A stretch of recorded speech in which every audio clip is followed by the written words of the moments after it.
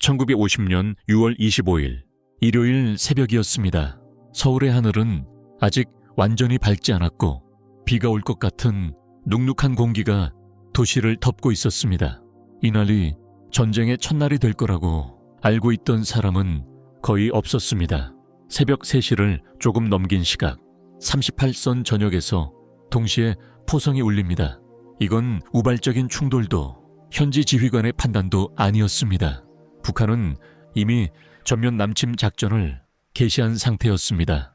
당시 북한군은 기갑부대와 보병, 포병을 체계적으로 편성해 여러 축선으로 내려옵니다. 도로를 따라 다리를 향해 지휘 거점을 노리며 정확한 방향으로 움직였습니다. 하지만 이 사실은 즉시 서울로 전달되지 않습니다. 전선의 보고는 조각난 채로 올라옵니다. 삭격이 있었다. 충돌이 발생했다. 적의 움직임이 크다. 이 정도 표현이 전부였습니다.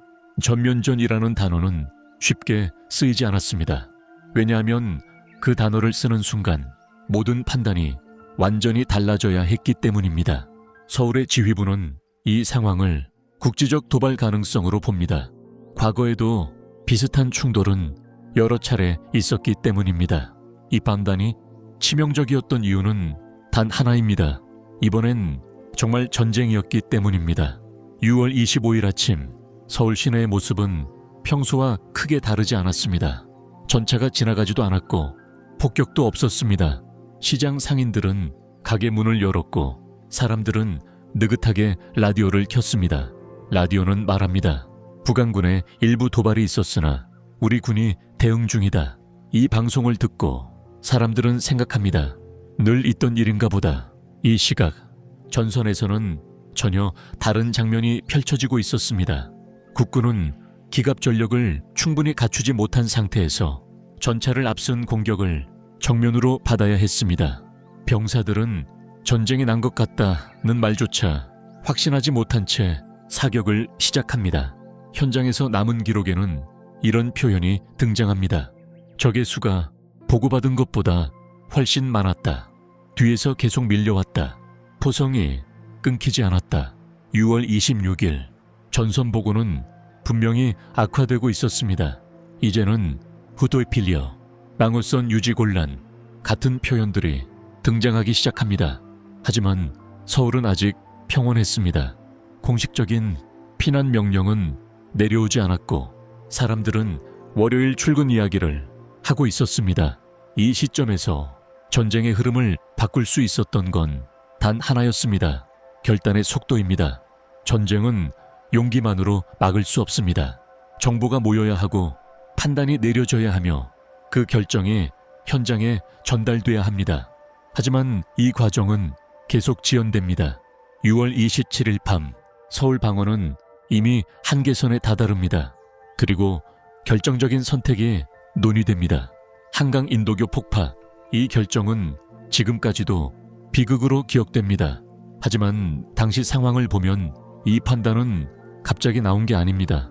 북한군의 속도는 예상보다 빨랐고 서울은 방어할 시간이 필요했습니다. 문제는 결정이 아니라 전달이었습니다.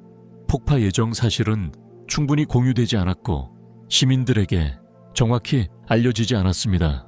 새벽 어둠 속에서 피난 행렬은 계속 다리를 건너고 있었습니다. 짐을 이고 아이 손을 잡고 뒤를 돌아보며 서울을 떠나던 사람들, 그들은 곧 일어날 일을 알지 못했습니다. 그리고 폭발음이 울립니다. 한강 인도교는 끊어졌고 서울은 물리적으로 고립됩니다. 이 순간을 기점으로 전쟁은 모두의 현실이 됩니다. 6월 28일 북한군은 서울에 진입합니다.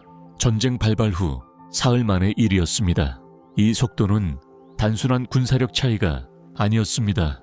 정보 전달의 실패, 결정 지연, 전쟁을 전쟁으로 인정하지 못한 시간, 이 모든 것이 겹쳐진 결과였습니다. 중요한 사실은 이 이야기의 핵심이 패배가 아니라는 점입니다. 국군은 준비되지 않은 전쟁을 정면에서 맞았고 이후 전세를 뒤집기 위해 막대한 희생을 치르게 됩니다. 전쟁은 포성이 울리는 순간이 아니라 판단을 미룬 순간부터 이미 시작됩니다. 그리고 서울에서의 이 72시간은 이후 낙동강 방어, 인천 상륙작전, 전쟁 전체의 흐름에 직접적인 영향을 줍니다. 다음 화에서는 이 질문으로 들어갑니다. 국군은 왜 그렇게 빨리 밀렸는가? 병력 숫자도 용기의 문제가 아닌 당시 한국군이 처해 있던 현실 구조를 정면으로 다룹니다.